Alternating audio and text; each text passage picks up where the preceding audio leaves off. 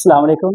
Physics class 10 की हमने lecture से स्टार्ट की हुई है और आज हमारा लास्ट या सेकंड लास्ट टॉपिक है ऑडिबल फ्रिक्वेंसी। ऑडिबल फ्रिक्वेंसी देखें, आवाज़ें जो होती हैं हर आवाज़ की डिफरेंट एक फ्रिक्वेंसी होती है।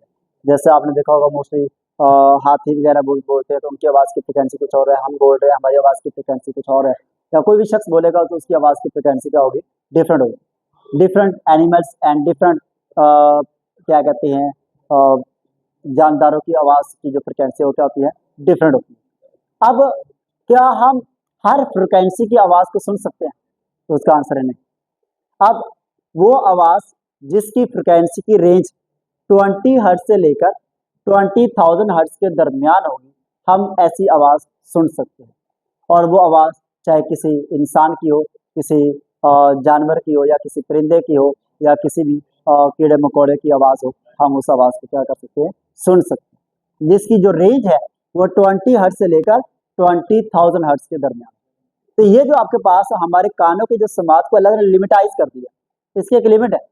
हम कम से कम आवाज़ जिसकी फ्रिक्वेंसी 20 हर्ट्ज होगी हम उसको सुन सकते हैं, और वो आवाज़ जिसकी ज़्यादा से ज़्यादा फ्रिक्वेंसी क्या होगी, 20,000 होगी, हम उस आवाज़ को सुन सकते हैं। ऐसी आवाज़ जिसकी फ्रिक्वेंसी 20,000 से कम है, 20 हर्ट्ज से कम है, हम उस आवाज़ को सुन नहीं सकते। और ऐसी आवाज़ जिसकी फ्रिक्वेंसी 20,000 हर्ट्ज से भी ज़्यादा है, हम उस आवाज़ को भी नहीं सुन सकते। तो ऑडिबल फ्रिक्वेंसी काबिल समात फ्रिक्वेंसी आपके पास human ear can detect sound within the 20 hertz to 20,000 hertz range known as audible frequency. Below the 20 hertz or above the 20,000 hertz, sound below the 20 hertz or above the 20,000 hertz are inaudible to the home. ऐसी आवाज़ हम इंसान नहीं सुन सकते। Age factors ability to hear up to the 20,000 decline with age. उम्र के साथ साथ ये जो मैक्सिमम आवाज़ की फ्रिक्वेंसी को सुनना, ये हमारे लिए क्या होता है, कम होता जाता है। जैसे फर्ज करें अभी मैं यंग हूँ तो मे भी मेरी आवाज़ मैक्सिमम आवाज़ की जो फ्रिक्वेंसी है वो 20,000 हर्ट्ज तक मैं सुन सकता हूँ, लेकिन उम्र के तकाजे के साथ साथ मेरी ये जो फ्रिक्वेंसी को जो रेंज है वो क्या हो जाएगी, कम हो जाएगी। हो सकता है कि मैं जब मतलब बूढ़ा हो जाऊँ, 60 साल 70 साल का हो जाऊँ, तब मैं ज़्यादा से ज़्यादा 15,000 हर्ट्ज की फ्रिक्वेंसी तक आवाज़ सुन सकूँ। ये उम्र के तकाजे के साथ साथ जो आवाज़ की फ्रिक्वेंसी है वो क्या होती है, कम होती है। Young children can hear up to 20,000 high older individuals may struggle with sound above the 50,000 hertz. वही बात आपके पास सामने कर रहा है। जैसे अगर आप डायग्राम को देखें, वो आवाज़ जिसकी फ्रिक्वेंसी 20 हर्ट्ज से कम है, ऐसी आवाज़ को हम क्या कहते हैं, इंफ्रासाउंड कहते हैं। और वो आवाज़ जिसकी फ्रिक्वेंसी 20,000 से ज़्यादा है उसको हम क्या कहते हैं, अल्ट्रासाउंड। अब इसके दरमियान आवाज़ जिसकी फ्रिक्वेंसी 20 हर्ट्ज से लेकर 20,000 हर्ट्ज है, उस आवाज़ को हम सुन सकते हैं। उस आवाज़ को हम क्या कहते हैं, ऑडिबल फ्रिक्वेंसी या ऑडिबल फ्रिक्वेंसी। ये जो रेंज है इसको कहते हैं ऑडिबल फ्रिक्वेंसी रेंज। उसके बाद एक छोटी सी टिडबिट्स है, हम इंफ्रासाउंड को डिस्कस कर लेते हैं। इंफ्रासाउंड क्या है, अभी मैंने आपको थोड़ी देर पहले डायग्राम के अंदर बताया। ऐसी आवाज़ जिसकी फ्रिक्वेंसी 20 हर्ट्ज से कम है, उस आवाज़ को हम क्या कहते हैं, इंफ्रासाउंड कहते हैं। कहते हैं infrasound refer to the wave below the 20 hertz which humans can not hear but may feel as a vibration. इस आवाज़ की फ्रिक्वेंसी बहुत कम होती है, हम इस आवाज़ को सुन तो नहीं सकते, लेकिन इनकी वाइब्रेशन को हम फील कर सकते हैं। Source many animals like elephant and the whales use infrasound for the communication. जैसे बहुत सारे जानवर ऐसे हैं जिसमें हाथी हो गया, व्हेल मछली आपके पास है, ये क्या करते हैं, कम्युनिकेट करने के लिए इंफ्रासाउंड का इस्तेमाल करते हैं। और इनकी फ्रिक्वेंसी चूंकि कम होती है तो इनकी वेवलेंथ क्या होती है, बहुत ज़्यादा होती है, वेवलेंथ क्या होती है, बहुत बड़ी। It produce by the natural events, earthquakes, volcanics, industrial process and human activities, machinery and. और ये जो इंफ्रासाउंड है ये कैसे प्रोड्यूस, आपने देखा होगा कहीं पे मशीनरी चल रही हो तो उस मशीनरी की वजह से वाइब्रेशन प्रोड्यूस हो रही है। वो जो वाइब्रेशन है वो भी आपके पास साउंड है, और लेकिन उस आवाज़ को हम सुन तो नहीं होते, लेकिन उसकी सेंसेशन हम कर रहे होते हैं, फील कर रहे होते हैं। इसके अलावा अर्थक्वेक, वोल्केनिक्स, इनकी फ्रिक्वेंसी भी क्या होती है, बहुत कम होती है, लेकिन हम इनको सेंस कर सकते हैं। Travel ability due to its ability travel the long distance, infrasound use for the monitoring natural disaster. आपके पास ये जो इंफ्रासाउंड होती है इसकी चूंकि फ्रिक्वेंसी कम है, वेवलेंथ ज़्यादा होती है, दैट्स वाई ये हम बहुत लंबे डिस्टेंस तक भी इसको क्या कर सकते हैं, ऑब्जर्व कर सकते हैं। और नेचुरल डिजास्टर का मतलब होता है कोई कुदरती आफत वगैरह अगर आ रही है तो उसको मॉनिटर भी कर सकते हैं। जैसे मोस्टली आप लोगों ने देखा होगा, न्यूज़ के अंदर सुना होगा कि हम यहाँ पर बैठे ऑब्जर्व कर रहे होते हैं कि जी फला जगह पे तूफान आ रहा है तो वो इतनी देर में हम तक आएगा, क्यों? क्योंकि हम वेव्स को डिटेक्ट कर रहे होते हैं, उसकी स्पीड लोकेट कर रहे होते हैं और टाइम मेजर कर रहे होते हैं। उसके बाद use of the infrasound, elephant communication, हाथी है वो भी लंबे फासले तक एक दूसरे का कम्युनिकेट करने के लिए इस आवाज़ का इस्तेमाल करते हैं। अर्थ को एक डिटेक्शन करने के लिए भी हम इंफ्रासाउंड का इस्तेमाल करते हैं। वोल्केनो मॉनिटरिंग, अगर कहीं पे लावा वगैरह फूट रहा है तो उसको भी ये सारे के नेचुरल डिसास्टर्स हैं, उसको भी हम डिटेक्ट कर सकते हैं, मालूम कर सकते हैं इंफ्रासाउंड की मदद से। न्यूक्लियर एक्सप्लोजन डिटेक्शन, ये भी हम किसकी मदद से? इंफ्रासाउंड की मदद से करते हैं। उसके बाद कुछ ट्रिब्यूट्स है। Infrasound sensor are used to monitor the volcanic eruption, earthquake and even tsunami before this strike. The low frequency wave from these natural events travel great distance and help scientists issue early warning. यानी कि ये जो आपके पास natural disasters है, natural तौर पर होने वाले इवेंट्स हैं जो कि तबाही का बायस बनते हैं, हम इससे जो प्रोड्यूस जो साउंड है वो बहुत दूर तक हम उनको डिटेक्ट कर सकते हैं और उससे हमें उनका आगाही मालूम होती है। उसके बाद है blue whales and the largest animal on the earth sing in the infrasound that can travel across the entire ocean. This deep call helps the communicate with other even when they are the hundreds of the kilometer apart. यानी कि ये जानवर हैं अगर 100 kilometre दूर भी होंगे तो ये इंफ्रासाउंड की वजह से एक दूसरे के साथ राब्ता कर सकते हैं। नेक्स्ट है अल्ट्रासाउंड। अल्ट्रासाउंड ऐसी आवाज होती है जिसकी जो फ्रिक्वेंसी होती है वो 20,000 हर्ट्ज से ज्यादा होती है। Sound with frequency above the 20,000 hertz which are inaudible to human are called ultrasound और अल्ट्रासोनिक। इसके दो नाम, अल्ट्रासाउंड या अल्ट्रासोनिक। एग्जांपल्स है bat use ultrasound to detect insect and the avoid obstacle. ये जो बैट है ये भी क्या करती है, इसी अल्ट्रासाउंड को यूज करते हुए, क्योंकि उसकी जो आवाज की फ्रिक्वेंसी है वो 20,000 हर्ट्ज से ज्यादा होती है, तो वो इन अल्ट्रासाउंड की मदद से इंसेक्ट और इसके अलावा कोई जो ऑब्स्टेकल वगैरह है उनसे अपने आप को बचाने की कोशिश करती है। डॉल्फिन यूज अल्ट्रासाउंड, डॉल्फिन भी अल्ट्रासाउंड का इस्तेमाल करती है to communicate and navigate in water. पानी के अंदर एक दूसरे से बात करने के लिए या अपने खुराक तलाश करने के लिए भी इस्तेमाल करती है, और इसको इकोलोकेशन कहते हैं। Some animals can hear ultrasound but human can not. कुछ जानवर ऐसे हैं जो कि अल्ट्रासाउंड आवाज को सुन सकते हैं लेकिन इंसान सुन नहीं सकते। Medical imaging and instrument testing are the modern example of the ultrasound. जैसे अगर आप डायग्राम के अंदर देखें तो आपके पास ये क्या है, अल्ट्रासाउंड की जान। तो उसके बाद नेक्स्ट हमारे पास सिंपल वर्ड के अंदर अल्ट्रासाउंड है क्या। In simple word ultrasound high frequency sound beyond the human hearing, जो कि इंसानी कान से बाहर है, समाज से बाहर है। Use in medicine, under water exploration and industry for the various important application. कैसे इसके एप्लीकेशन कौन सी है, आइए हम इनको बारी बारी स्टडी कर लेते हैं। Medical application, ultrasound is widely use in the medical diagnostic and treatment. बहुत सारी इंसानी अज़ा ऐसे जिनको हम नहीं सकते अंदरूनी हिस्सा, तो उनकी जो डायग्नोसिस के लिए, उनके ट्रीटमेंट के लिए हम क्या करते हैं, अल्ट्रासाउंड का इस्तेमाल करते हैं। It helps in the visualizing the organ such as heart, liver, kidney and thyroid. जो ये हमारे जो ऑर्गन्स हैं, इन ऑर्गन्स के अंदर के हिस्से को देखने के लिए या इन ऑर्गन को देखने के लिए भी हम अल्ट्रासाउंड का इस्तेमाल करते हैं। Parent can use ultrasound to observe the fetus, assess development and detect the potential issue. यानी कि डिलीवरी केस के अंदर हमारे पास क्या कहते हैं, और प्रेगनेंसी केस के अंदर बच्चे को देखने के लिए भी हम अल्ट्रासाउंड का इस्तेमाल करके और बहुत सारी बीमारियों से पता लगा सकते हैं, internal issues. It is also use in the imaging of the soft tissues, muscles and joint. और इसकी मदद से हम जो सॉफ्ट टिश्यूज होते हैं, मसल्स होते हैं, जॉइंट्स होते हैं, उनकी इमेज भी हम बना सकते हैं। Doctor use ultrasound to monitor the heart functions and blood flow. Therapeutics, ultrasound use for the pain relief and tissue healing. ये आपके पास थेरापेटिक्स है जो अल्ट्रासाउंड, इसकी मदद से हम क्या करते हैं, यूज फॉर पेन रिलीफ, दर्द से आराम के लिए, एंड टिश्यू हीलिंग, और टिश्यू की इलाज के लिए भी इसको इस्तेमाल करते हैं। It adds in the detecting problem in the thyroid gland and other internal organ with the clarity.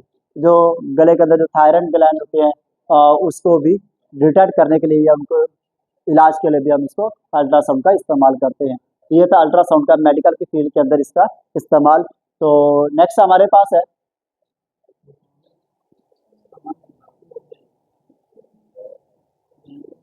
Under water exploration sonar. Sonar क्या है? Ultrasound used to measure the ocean depth and locate object in sea bed. समंदर के अंदर अगर कोई object पड़ा हुआ है उसको पता लगाने के लिए, समंदर की गहराई मालूम करने के लिए हम अल्ट्रासाउंड का इस्तेमाल करते हैं। और इस अमल को क्या कहते हैं? सोनार कहते हैं। Sound navigation and ranging works by the sending ultrasound wave. हम इसके अंदर अल्ट्रासाउंड वेव को फेंकते हैं इनटू वाटर, पानी के अंदर। दे reflect wave helps determine the distance and shape of object. अब ये जो अल्ट्रासाउंड की फ्रिक्वेंसी ज्यादा होती है तो इनकी वेवलेंथ कम होती है।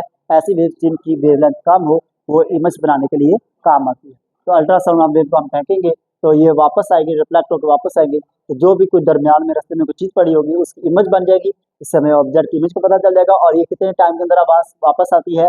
हम उस टाइम से ये डिस्टेंस भी मेजर कर सकते हैं। इस तरीके से डेप्थ मेजर हो सकती है।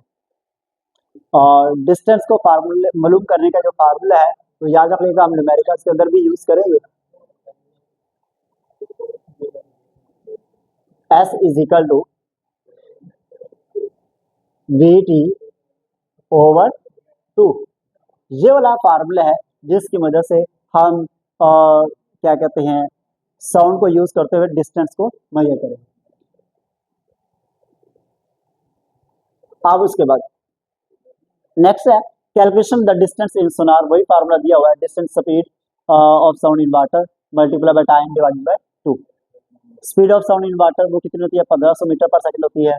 Time is the duration for the pulse to travel to object and the return to the source. वो टाइम जो हमने सोर्स से क्या कहते हैं साउंड वेव फेंकी और वो वापस आई, उस दौरान उसको जितना टाइम लगा उसको हम क्या कहते हैं? ये वो वाला time. Distance is divided by 2 because pulse travel to the object and then return. Industrial application ultrasound help in detecting the cracks in the machine, turbines, ships, engine and airplane parts.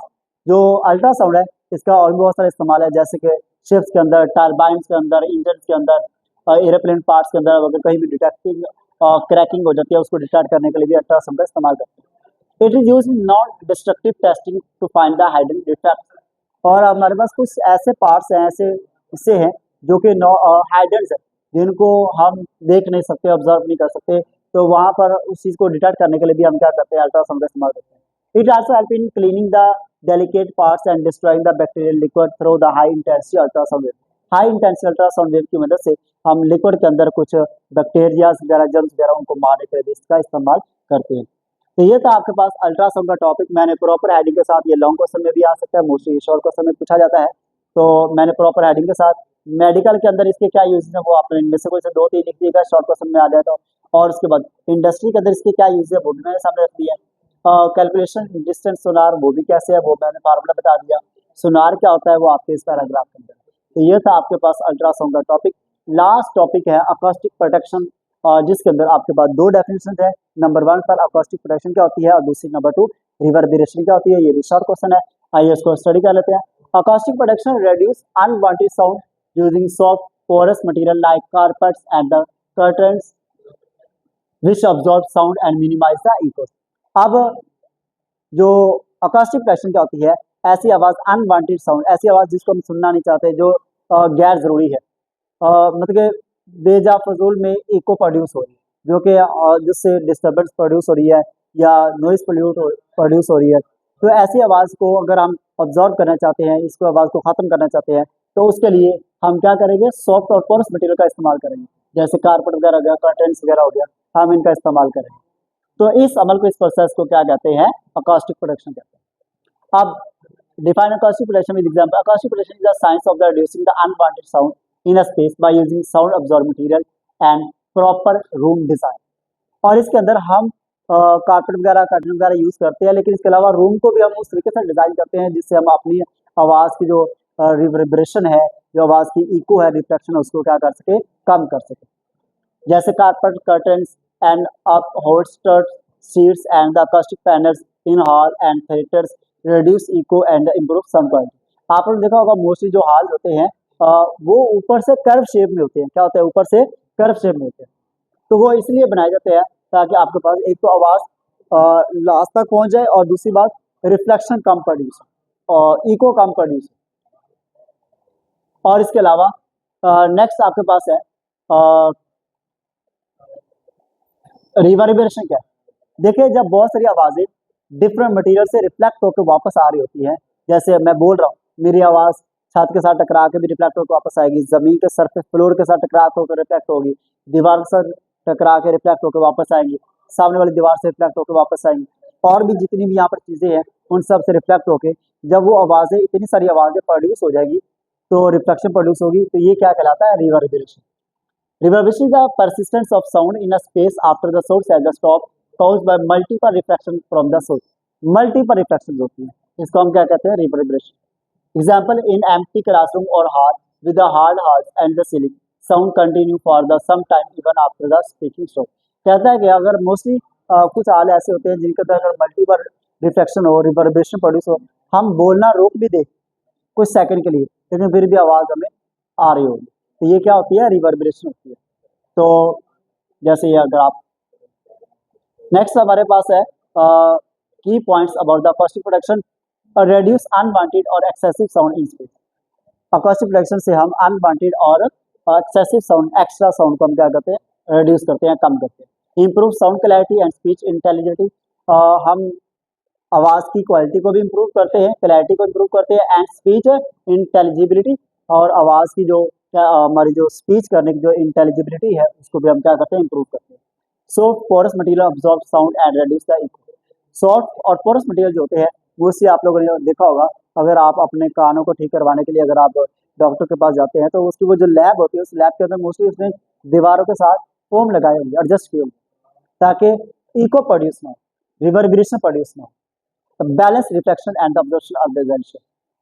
अब इसके अंदर भी याद रखिएगा, balance reflection और observation ये दोनों भी रखने पड़ते हैं, यानी कि जो रूम की डिजाइनेशन है वो इस तरीके से ना हो कि आवाज बहुत ज्यादा ऑब्जॉर्ब हो रही है, और इस तरीके से भी ना हो कि आवाज बहुत ज्यादा रिफ्लेक्ट हो, रिवर्बरेशन प्रोड्यूस हो। Important in the auditoriums, lecture halls, classrooms and theatre. ये जो अकॉस्टिक प्रोटेक्शन है इसकी इंपॉर्टेंस क्या है कि ये एप्लीकेशन और लेक्चर हॉल के अंदर, ऑडिटोरियम्स के अंदर, क्लासरूम्स के अंदर और थिएटर्स के अंदर इसको इस्तेमाल किया जाता है।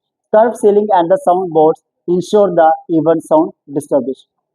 Proper acoustic design creates a comfortable listening and environment, enhance overall sound quality and reduce the noise disturbance।